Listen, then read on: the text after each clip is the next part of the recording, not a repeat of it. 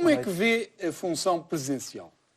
Eu vejo a função presidencial da mesma forma que vi enquanto fui Presidente da Junta. É um cargo muito importante, é uma das pontas do novelo da democracia, das obras da democracia. Fui Presidente de Junta, que é o cargo mais próximo das pessoas.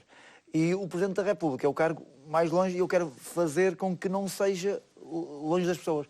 Eu acho que o Presidente da República tem que estar próximo das pessoas e nestes últimos anos tem estado muito longe. Se o seu partido, que era o PS, nunca confiou em si para funções de responsabilidade nacional, por que razão os portugueses irão confiar em si para o mais alto cargo da nação? Eu fui candidato a Presidente de Junta e pude. Fui candidato a uma Câmara e pude. Sou candidato a Presidente da República e posso. Eu, se quiser ser candidato a deputado, eu não posso. Não posso porque quem tem o monopólio são os partidos. São os partidos que escolhem os deputados. E uma das coisas que eu vou mudar na Constituição vai ser quem escolha os deputados possam ser, da mesma forma que posso ser candidato à Junta, Presidente da Câmara, a Presidente da República, que qualquer cidadão normal possa ser eleito deputado por quem elege representantes do povo são os partidos e eu não quero que os partidos tenham esse monopólio. Só por isso. Eu nunca fui deputado porque os partidos, quem controla os partidos é meia dúzia de pessoas. E essas meia dúzia de pessoas, que são as máquinas partidárias, é que elegem os representantes do povo. Não é... E porquê é que não escolheram assim, na sua opinião? Não, também nunca me perguntaram se algum dia eu quis ser deputado. Eu sei que... Eu estou a perguntar porque é que, na sua opinião... Tem que estar o Partido Socialista porque é que nunca me convidou. E às tantas, se o partido me convidasse, eu poderia não aceitar. Poderia não aceitar. Agora, fui candidato a uma junta de freguesia, sou candidato a Presidente da República porque depende de mim. Qualquer pessoa normal neste país pode ser Presidente de Junta, pode ser candidato a Presidente da República. E por que não ser candidato a deputado, só os partidos terem o monopólio dos deputados? Já reparou, Zé, que quem escolhe o Primeiro-Ministro são dois partidos, o Partido A e o Partido B.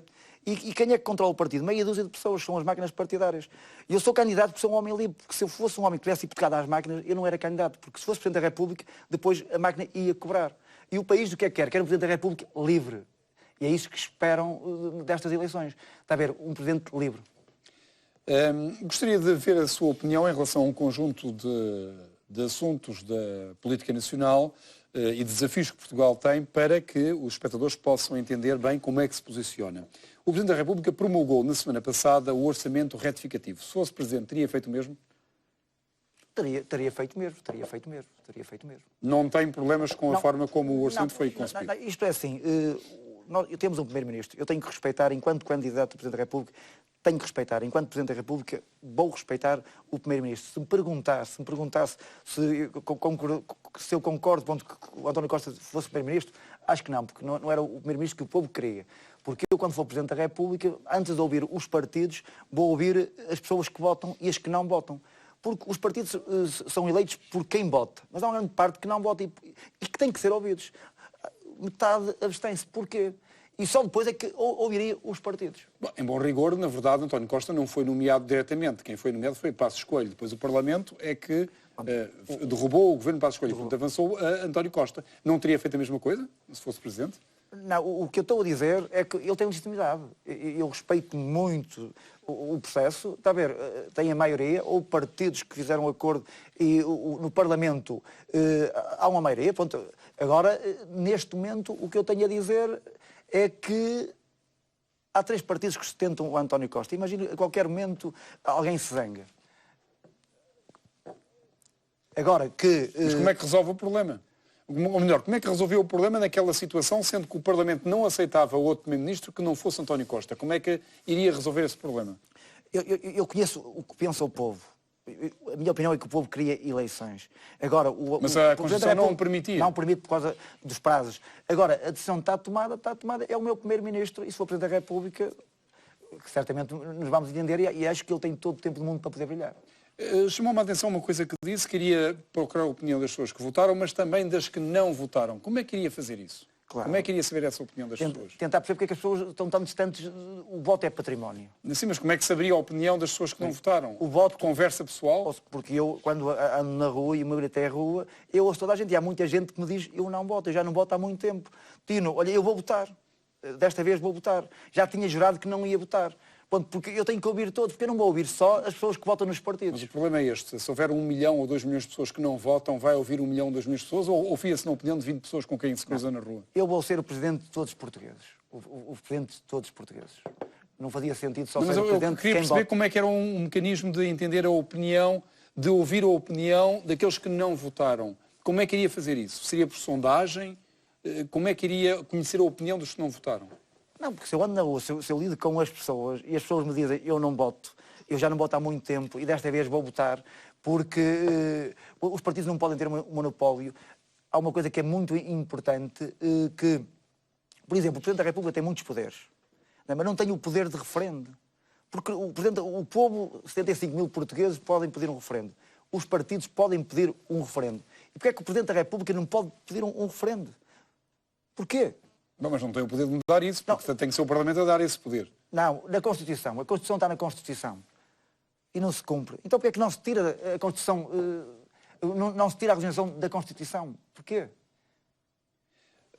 Uma outra questão, pronto, eu penso que não ficou muito clara a forma como iria fazer a consulta dos portugueses que não votaram, mas... Isto é assim, eu quando for Presidente da República, a porta do gabinete vai estar sempre aberta.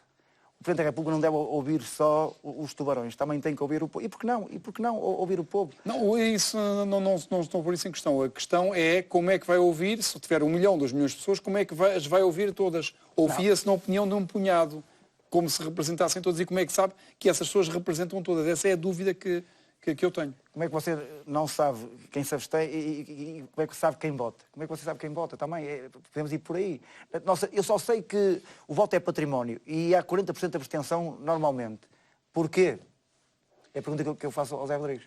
Outra questão. O Bruxelas, numa questão do BANIF, como falei-lhe do orçamento retificativo, que se deveu à resolução do BANIF, Bruxelas vetou 8 propostas de reestruturação do BANIF. Perante esta situação, o que é que, na sua opinião, o Governo deveria ter feito? Olha, o povo tem emprestado dinheiro aos bancos. Eu quero saber quando é que os bancos depois vão pagar ao povo. Isso é que eu quero saber neste momento, isso é que o povo neste momento quer saber. Aparentemente nunca. Este dinheiro não vai voltar. Eu só sei dizer o que o povo... Eu ando no terreno, o meu gabinete é rua e eu da rua vejo muito e convivo com muita gente. E o que o povo me pergunta é como é que vão emprestar dinheiro aos bancos e como é que depois vão reaver o dinheiro. É a pergunta que eu deixo no ar. Sim, mas se fosse Presidente, como é que resolveria esse problema? Porque, sendo Presidente, tem poderes que um cidadão comum não tem. Então, a pergunta que se faz aí é como é que resolveria o problema?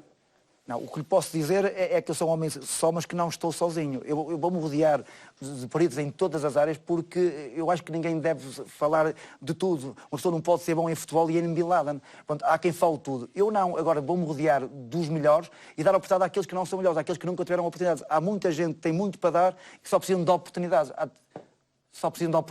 Com tudo isto não percebi como é que iria resolver, se acha que o Governo resolveu bem ou não a questão do BANIF. Eu, se fosse governo, era capaz de não fazer o mesmo que fez quando cada cabeça sua então, sentença. como é que faria? Eu não tenho aqui o dossiê neste momento, mas perante os dados públicos. Mas poderia fazer. Poderia fazer diferente. Agora, não é como. Se eu lhe estou a dizer que me vou rodear dos peritos, porque eu tenho só uma pessoa que gosto de ouvir o povo. Eu conheço e tenho que ouvir os peritos em várias áreas. Porque... Há pouco levantou uma questão que se relaciona com, digamos, a fragilidade da aliança que sustenta o Governo, ou digamos, não sei se pode se chamar aliança, do entendimento da esquerda que sustenta o Governo. Se colocar uma situação como já se colocou agora com o orçamento retificativo, já se colocou no passado, no tempo já Sócrates, com o PEC 1, o PEC 2 e o orçamento de 2011, e também com o PEC 4, se o Governo do Partido Socialista precisar do PSD para aprovar medidas impopulares e não tiver para elas o acordo, portanto, dos partidos da esquerda, tentará convencer o PSD a viabilizar essas medidas ou preferirá que o Governo caia? Não, eu quando digo, assim, os políticos têm que ter responsabilidade. E os dois maiores partidos é o PST e o PS. Eles têm que ser sempre... Eles têm que se entender. Se não se entenderem, aí terei a minha posição. Mas tentará convencer, numa situação dessas, o PSD a apoiar as medidas do Governo, que são impopulares, ou não fará, deixará que o processo decorra simplesmente no Parlamento? O que lhe posso dizer é que eu não estou sozinho, sou uma pessoa que sei ouvir, vou ouvir todas as sensibilidades e depois decidirei. Qual considera que deve ser o motor da recuperação económica? O consumo interno ou o investimento estrangeiro? Eu quando ouço falar em milhões e todos os dias vejo comentadores a falar de milhões e milhões e milhões, eu acho que o problema da economia é começar a explicar o que é o zero. O zero é o que separa o deve e o haver, é o ponto de partida. As pessoas têm que saber onde é que estão para poder saber para onde podem ir.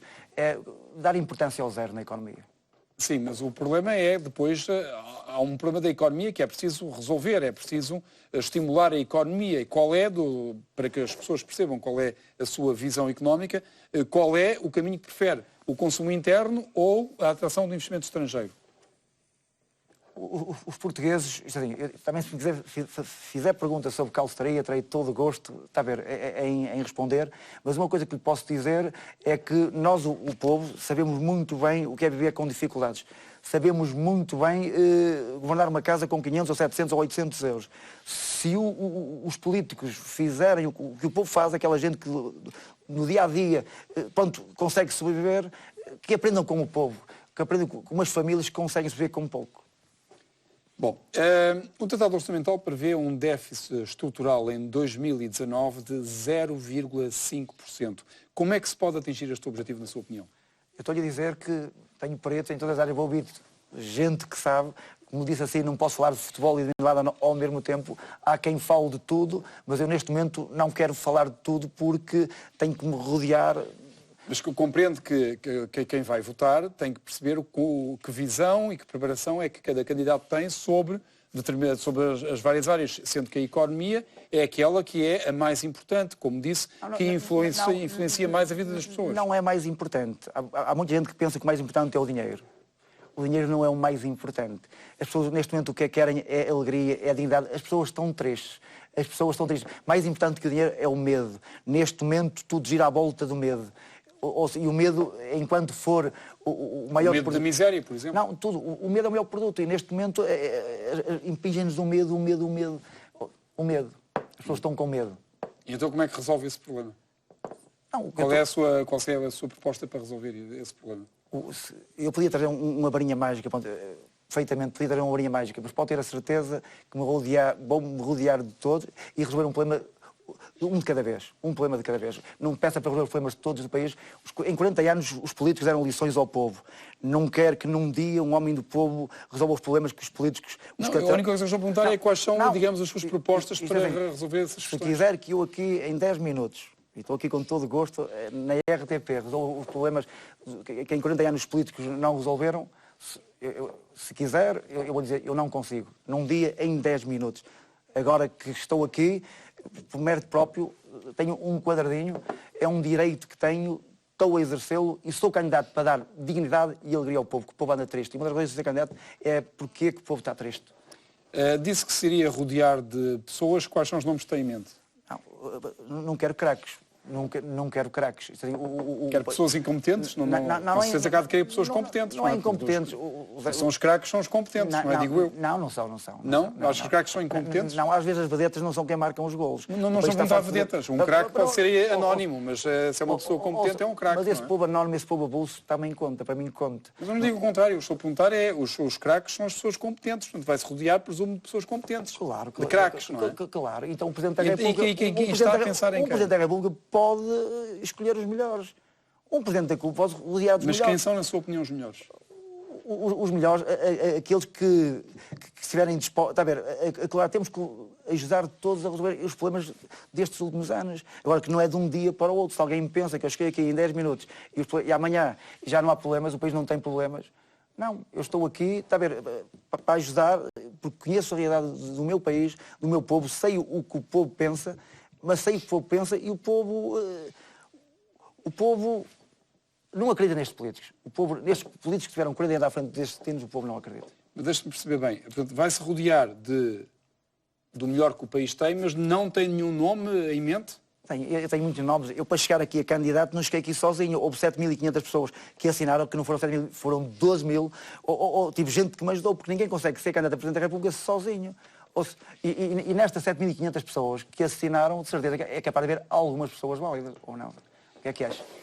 Não sei, o juiz é seu. Se for Presidente da República, não sei quem são as pessoas em quem confia. Eu estou-lhe a perguntar é quem são, para as pessoas poderem avaliar desse projeto. Se for Presidente da República, aqui um cenário, e encontrar o Presidente de Angola numa altura em que há uma polémica sobre a democracia, como por exemplo houve recentemente em relação aos ativistas angolanos, levantará essa questão? O que lhe posso dizer é que vou ser um presidente, sou um homem só que não vou estar sozinho. Que não vou estar sozinho. E depois, cada caso no seu momento. Mas levantará ou não levantará a questão junto do Presidente de Angola? Eu tenho muito respeito por Angola. Angola, a língua é a mesma, que é o maior património que nós temos e foi das poucas coisas que ainda conseguimos manter, que é a língua património, que é o património, que é a nossa língua. E respeitando Angola, considera que, havendo problemas com a democracia angolana, suscita a questão ou preferirá não suscitar a questão? Podia-me reformular a pergunta outra vez? Não, a minha pergunta é, se tiver um encontro com o Presidente de Angola, no meio de uma polémica sobre a democracia angolana, como aconteceu recentemente com os ativistas que fizeram greve de fome, por exemplo, considera que é oportuno levantar a questão relativa à democracia angolana junto do Presidente de Angola ou acha que não o deverá fazer? Qual é o seu posicionamento? Não, eu vou ser Presidente da República Portuguesa. Claro que, em primeiro de tudo, defender os interesses de Portugal e dos portugueses. E considera que defende melhor os interesses de Portugal e dos portugueses, suscitando a questão ou não? Eu estou-lhe a dizer que eu vou estar sempre do lado dos portugueses e de Portugal. Bom, uma outra questão relaciona-se com o combate à corrupção. É uma questão que preocupa muitos portugueses. Que ideias têm para ajudar a justiça no combate à corrupção em Portugal? Olha, eu neste processo, há uma coisa que posso dizer, fui muito bem tratado. Eu cheguei ao Tribunal Constitucional e em que receberam da mesma forma que receberam as outras candidaturas. Pelo menos aí fui tratado igual. Que toda a gente seja tratada por igual. Sim, mas a questão é como é que lida com a questão da corrupção? Como o Zé Rodrigues líder, não é? Quem é que gosta... Não, mas eu não sou candidato a Presidente da República. Não. O senhor é candidato a Presidente da República. Se chegar a esse lugar, se convencer os portugueses, qual é o seu projeto para ajudar a justiça a enfrentar este problema? O Presidente da República é o árbitro, não é? E são competências do Governo, mas o Presidente da República é o árbitro. Eu vou estar atento. Portanto, está a dizer aos portugueses que a questão da corrupção não irá tentar convencer o Governo a fazer alguma coisa, não irá tentar intervir nessa área? O Parlamento sempre tem sido assim.